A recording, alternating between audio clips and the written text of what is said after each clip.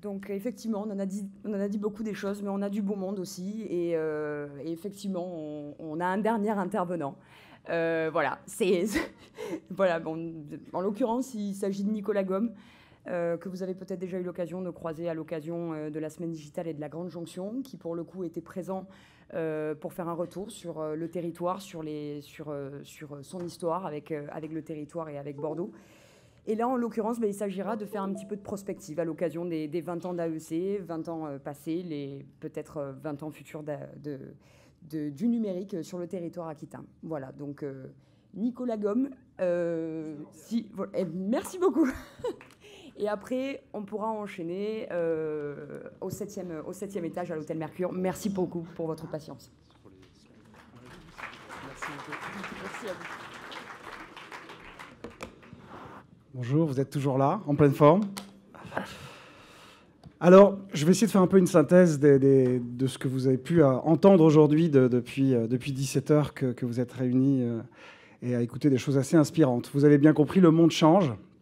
Et le monde change parce qu'au fond, tout ce qu'on a appris, et je vois des générations différentes dans la salle, mais je crois que pour tous ceux qui ont 35 ans ou plus, le monde, quand on a grandi, était assez simplement expliqué. La technologie, elle a aidé notre environnement difficile, celui du travail, celui de la production, celui de la fabrication, à être beaucoup plus facile, beaucoup plus mécanique, robotisé, pour qu'on puisse prendre le temps d'aller travailler dans du monde du service, dans des mondes de bureaux, dans des mondes plus calmes, plus agréables. Et effectivement, vous voyez, ça c'est des photos de sabotiers à la fin du 19e siècle. Mon arrière-arrière-grand-père était sabotier, a laissé progressivement place à un univers où on fabriquait à la chaîne, une taylorisation de l'entre-deux-guerres, jusqu'aux ateliers de design, l'exportation en Chine. Et finalement, la technologie a rempli le rôle qu'on lui prêtait de rendre cette vie laborieuse plus facile.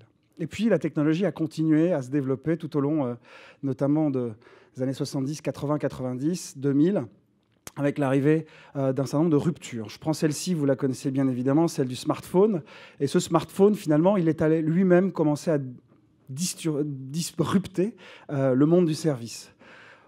Une chambre d'hôtel après l'entre-deux-guerres, plein de petits hôtels, un parc hôtelier assez hétérogène. Dans les années 60-70, voilà le premier Novotel dans la banlieue de Lille.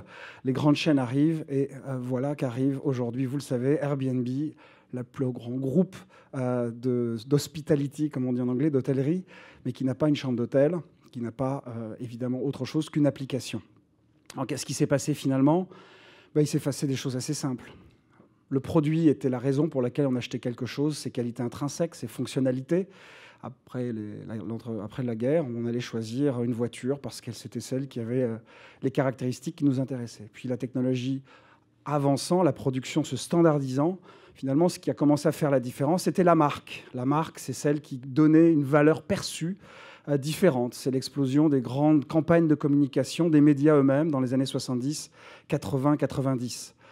Et puis la marque, elle trouve aussi son point d'équilibre, elle se banalise comme le produit avant elle, et on arrive dans le monde du service. Qu'est-ce qui fait la différence entre un produit avec des qualités fonctionnelles, une marque avec ses spécificités? Finalement, c'est la qualité du service qu'on aura. Combien de temps c'est garanti, combien de temps, pour parler de l'automobile, combien de concessions il y a qui peuvent réparer ma voiture si j'ai un problème, combien d'années tout ça est garanti, etc.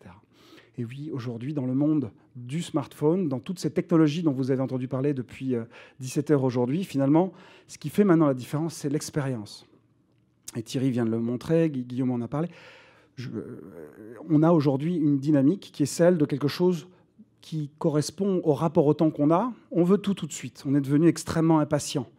On ne veut pas seulement réserver sa table au restaurant, mais dès qu'on est assis, on aimerait avoir les plats avant même avoir posé son rond de serviette. Donc on veut tout et on le veut tout de suite. Donc cette personnalisation, celle qui va m'amener les réponses à mes besoins de production, de service, cette technologie, elle permet cela. Alors évidemment, ça a des implications majeures, et elles ont été évoquées à plusieurs reprises aujourd'hui, des implications dans ce qu'est notre mode de vie, dans nos choix, dans notre façon de nous connecter les uns aux autres. Cette fin de journée, elle n'a pas nécessairement répondu, elle a plus posé de questions de ce point de vue. On a entendu, il ne faut pas avoir peur, il y a de belles opportunités, on en a vu. Il y a aussi des choses qui peut-être nous ont interpellés par rapport à notre vie de citoyen, nos métiers, nos expertises. Je vais en tout cas, moi, m'arrêter sur ce que je crois être une dynamique intéressante, c'est donc effectivement que l'expérience, maintenant, préempte le produit et que la technologie, vous voyez ici, c'est une technique d'impression en 3D qui fabrique des chaussures à la demande. Donc finalement, quand on se penche sur la chaîne de valeur, en tout cas sur la répartition de qui fait quoi et qui en tire, je dirais, une rétribution, ben finalement, vous voyez là, c'est plus l'ouvrier qui fabriquait une chaussure avec soin et en y passant du temps, comme mon arrière-grand-père qui passait des semaines pour faire une paire de sabots de grande qualité. Finalement, c'est l'application qui va me permettre, avec la plus d'ergonomie, de me séduire pour pouvoir faire la chaussure dont je rêve. Et la fabrication, la livraison, le service, tout ça devient parfaitement, presque secondaire. Donc un monde intéressant. Et je crois que tout ce que vous avez entendu aujourd'hui tourne autour de cette question pour beaucoup. Interroge et nous interpelle dans nos valeurs, dans ce que nous sommes, dans ce que nous aspirons à construire pour nos vies, pour notre société, pour nos métiers, pour nos entreprises. Donc pas de conclusion, une synthèse, c'était mon objectif avec cette conclusion. Je suis aussi aujourd'hui directeur général de Microsoft en charge de l'innovation. Et j'ai souhaité aussi vous montrer quelques-unes des technologies sur lesquelles Microsoft travaille. Elles ont été évoquées, Jérôme parlait d'HoloLens, je vais vous montrer rapidement un peu ce qu'il en est. Je vous dis 2 mots sur ces technologies parce que finalement, on les voit apparaître comme ça d'un coup et on voit les conséquences qu'elles ont sur nos vies. Mais finalement, toutes ces technologies, elles sont déjà là. Un auteur de science-fiction très connu, William Gibson, a dit « Le futur est déjà là, il n'est juste pas distribué de manière uniforme ». En fait, si vous regardez un peu l'histoire de l'Internet et de la dématérialisation, on parle souvent, je ne sais pas si ce mot vous est familier, de long tail. C'est qu'aujourd'hui, on peut trouver sur Internet, sur Amazon, l'ensemble des choses que l'on cherche, et on est en même de trouver des choses qui, jusqu'à l'espace physique des magasins, notamment de médias, étaient limités dans leur espace. Donc choisissez les blockbusters. Aujourd'hui, on peut trouver des musiques de jazz introuvables au préalable, on peut aller chercher des livres qui ne sont plus édités. Eh bien, le monde de la recherche, il est totalement symétrique. Le monde de la recherche, il va inventer des choses très puissantes. Elles vont prendre un temps d'affinage pendant très longtemps et après, elles vont s'épanouir. Donc, position à la long tail, la queue longue, on est dans le monde de la recherche et dans le monde de l'innovation technologique sur le nez long. Ces choses viennent, on les sent, on les voit arriver. Et c'est aussi une interpellation que nous avons et le sens probablement de ce que cet événement aujourd'hui des signaux numériques vous donne, c'est l'occasion de voir les technologies qui arrivent pour justement réfléchir, comme le disait Thierry, aux applications et aux choix que l'on peut faire à partir de ces technologies. Donc côté Microsoft, la société a été réinventée d'une manière très profonde par un nouveau PDG qui s'appelle Satya Nadella. Et son objectif, je l'ai laissé en anglais, c'est un mot assez fort, difficile à traduire, c'est de empower, c'est-à-dire de donner des technologies. Contrairement au GAFA, Microsoft est une boîte d'ingénieurs, de technologies, et ce qu'elle aspire à faire, c'est faire des technologies qui permettent de créer des opportunités. Alors, je vous en montrer quelques-unes, et je vais essayer de détailler un peu ce que je vous dis sur cette évolution technologique. Voilà un graphe qui montre le taux d'erreur dans la reconnaissance de la parole. Vous savez, quand on parle, il y a des ordinateurs aujourd'hui qui analysent. Donc, en 1993, on avait des taux d'erreur quasi de 100%. Et puis, jusqu'aux début des années 2000, on est arrivé à baisser ça considérablement à quelques 25%. Puis, on a eu un plateau, parce que la technologie de reconnaissance en elle-même ne savait pas aller plus loin. Jusqu'à ce qu'une autre technologie arrive, au bout de 10 ans, c'est le cloud, c'est l'intelligence du traitement de la donnée, le big data traité. Et ce big data, il a permis d'aller beaucoup plus loin que ce que la puissance de calcul et de l'informatique que nous avions préalable ne permettait. Cette technologie, elle a été du coup banalisée elle-même, et Microsoft a lancé il y a maintenant 1 an Skype, que vous connaissez sans doute, Skype Translation, Skype Translator, qui permet à la volée de traduire automatiquement la langue d'un interlocuteur dans celle de l'autre interlocuteur. Je suis américain, je parle en anglais. Skype traduit en temps réel en chinois et le chinois de l'autre côté entend du chinois. Et on est 3, 4, 5, 10, on va pouvoir faire ça, une conversation avec un Italien, un Albanais, un Anglais, un Allemand, tout ça en temps réel. Imaginez ce que ça peut permettre potentiellement dès lors que cette technologie devienne de plus en plus puissante. Une autre technologie qui est intéressante, Microsoft a développé une console de jeu qui s'appelle la Xbox et elle a développé une technologie qui s'appelle Kinect qui permet de reconnaître des mouvements et d'analyser un peu les comportements. C'est une technologie qui a permis de faire un certain nombre de jeux pour les plus joueurs d'entre vous, Just Dance par exemple de Ubisoft, des jeux formidables d'Asobo qui sont juste à côté, mais aussi finalement d'essayer de s'essayer à des choses, notamment de pouvoir reconnaître le père qui venait jouer avec sa console, des enfants, et d'avoir des jeux différenciés. Ce qui a fait très peur et qui nous a interpellés en disant disant est-ce que j'ai envie que ma console de jeu sache si je suis devant mon ordinateur, ma console, ou pas. La technologie, elle n'a pas prospéré plus que ça, mais on en a gardé le fondement, sans doute que ça n'était pas prêt, pour développer ce qui a été... Alors, je vais passer ça vite, parce qu'on n'a pas beaucoup de temps. Ce qui a été évoqué à plusieurs fois, c'est HoloLens.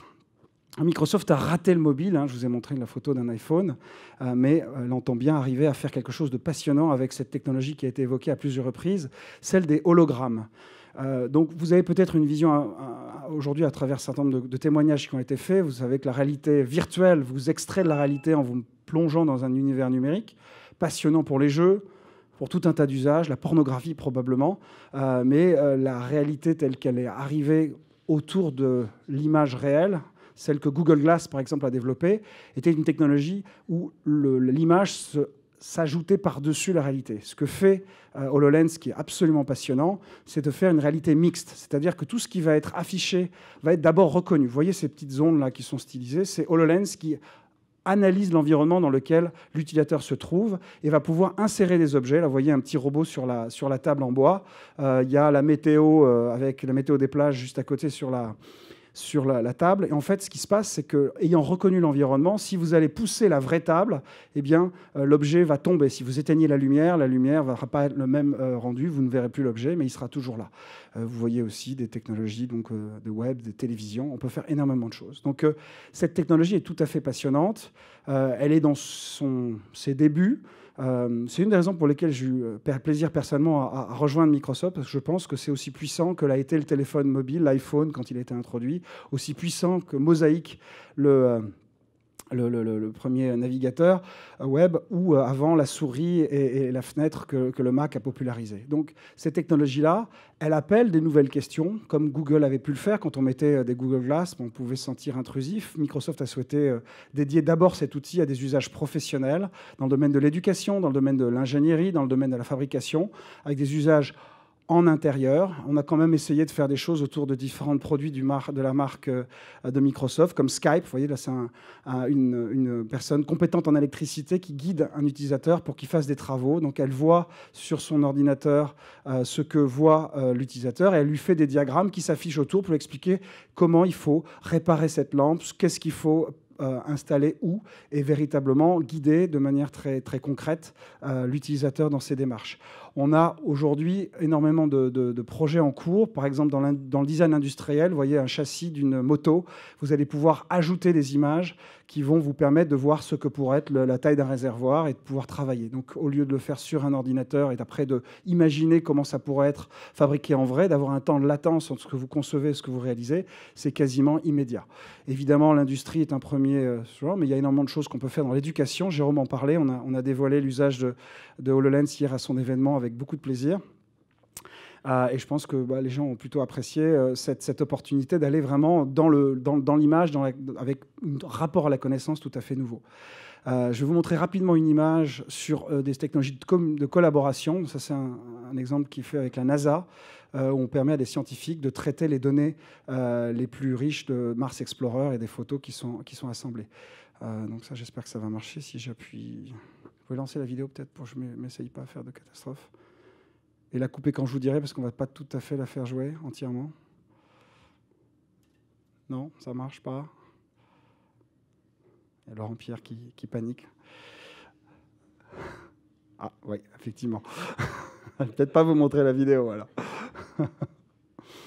Alors, elle est intéressante, c'est justement, vous avez pour... ouais, on peut y aller à la main, c'est pas mal aussi. Voilà. Tu la laisses 3 minutes. Donc, c'est une technologie qui n'est pas encore au point. C'est une extrapolation de HoloLens qui va vous permettre d'organiser des réunions téléportées. Donc, voilà une personne qui n'existe pas dans la pièce, qui est modélisée. Donc, vous avez un échange entre deux personnes qui ne sont pas physiquement au même endroit. Et ils vont pouvoir interagir sur des objets qui sont d'un côté ou de l'autre. We can interact and communicate as if we're co-present. Sergio, can you walk around my space? Can you walk behind this chair? Donc il va voir, lui, dans sa réalité virtuelle, des choses qui n'existent pas dans la sienne et inversement. Sergio, let's just do a high five. Donc, thank you, Sergio. Merci beaucoup, Laurent Pierre. Si on va revenir sur la présentation. Donc, cette technologie, comme d'autres, amène des façons d'interagir avec les données qui nous entourent, avec les personnes qui utilisent comme nous cette technologie d'une manière assez fascinante. Et les possibilités de déclinaison sont absolument infinies. Il est bien évident que cela va changer aussi la façon qu'on a de se comporter. Alors je vais revenir là-dessus, mais une dernière technologie que je vous montre, qui a aussi été évoquée par Laurent Pierre tout à l'heure. Vous savez qu'aujourd'hui, le logiciel ou l'applicatif est l'unité de base de la transaction entre des créateurs, des développeurs, des éditeurs de services et les utilisateurs. Sur l'App Store, celui d'Apple ici, vous allez chercher, par exemple, l'application Voyage SNCF, pour pouvoir choisir votre prochain TGV au départ de la gare Saint-Jean et acheter et l'avoir après vous. Eh bien, on a évoqué les bots. Les bots, ce sont des intelligences artificielles, c'est des moyens et des interfaces de communication. Microsoft a lancé une plateforme de développement de bots et fait des expériences, heureuses et malheureuses, pour arriver à faire une plateforme qui arrive à vous donner l'opportunité, et aux éditeurs d'applications et de services, de développer de nouvelles formes de relations, parce qu'on s'approche de plus en plus, et ça a été dit à plusieurs reprises aujourd'hui, d'une interface humaine. C'est-à-dire que finalement, on rentre vraiment que maintenant dans un moment où les sens sont véritablement le guide de l'interface entre l'homme et la machine. Le doigt, Steve Jobs, avant il y avait le mouvement, mais aujourd'hui on parle de gestes, on parle de reconnaissance vocale, on parle d'échanges naturels avec ces dispositifs informatiques, de télécommunications électroniques de toute nature. Alors ça a des vraies conséquences, évidemment, et je reviens sur ce que je disais au début de cette conclusion. Les conclusions, c'est qu'au fond, on le voit aujourd'hui, ça change profondément notre rapport au temps, nos rapports à l'autre, notre rapport à nous-mêmes. Voici la une du Time Magazine. You, c'était à la fin de la première décennie de ce siècle. Quelques années après, on voyait une nouvelle génération de jeunes, de millennials, qui se qualifient comme égocentriques. J'ai surtout pas dit égoïste, évidemment, je parle d'égocentriques, mais qui donc se transforment dans leur façon de voir le monde, de voir la politique. On est tous schizophrènes, et aujourd'hui, on nous demande quasiment de l'être. C'est une façon presque essentielle de survivre, parce qu'on ne va certainement pas se présenter sur ces réseaux sociaux où on parle de notre vie au quotidien, nécessairement comme on le fait avec nos amis proches, notre famille, comment on le fait en l'exacerbant par rapport à nos passions, qui vont intéresser un groupe de nos amis, mais pas tous les autres. Donc, dans un monde où on est beaucoup plus centré sur soi, dans un monde où on est beaucoup plus schizophrène, forcément, les institutions les plus structurantes sont mises en cause. Une institution centralisée qui devient décentralisée, qui devient distribuée. Et là, vous voyez le sujet blockchain dont nous parlait tout à l'heure Pascal. Oui, enfin bref. C'était Pascal qui en parlait, Guillaume qui en parlait, excusez-moi. Évidemment, elle a un impact aussi fondamental dans les contrats de confiance qu'on aura avec l'économie, les banques centrales, les banques tout court. Donc je ne vais pas poser les réponses de ce que sera notre futur, puisque nous n'avons qu'abordé les potentialités.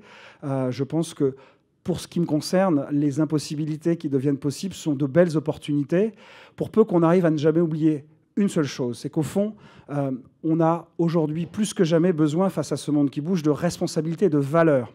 Le fond de l'histoire, elle est là. C'est que vous êtes prêts aujourd'hui à faire confiance à un inconnu que vous avez rencontré sur Blablacar pour faire Bordeaux-Paris, mais vous ne faites plus confiance à votre député ou à votre professeur parce qu'il est l'institution, parce qu'il est de ce monde centralisé. Ces interrogations, peut-être qu'on pourra les aborder à une prochaine édition des Signaux numériques. En tout cas, c'était le propos de ma conclusion, en espérant être rentré dans les temps.